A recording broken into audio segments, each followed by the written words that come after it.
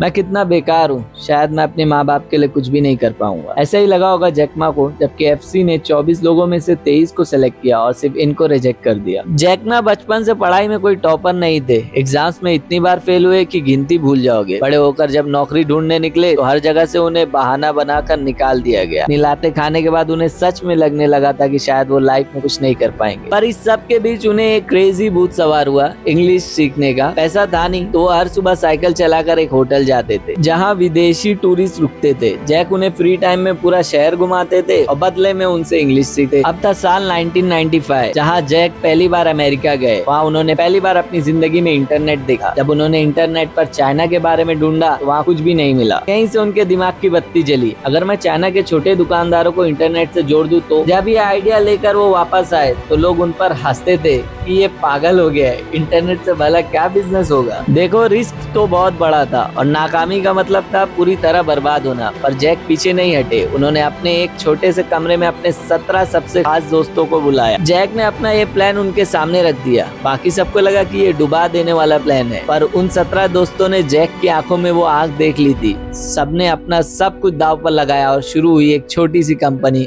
Ali Baba.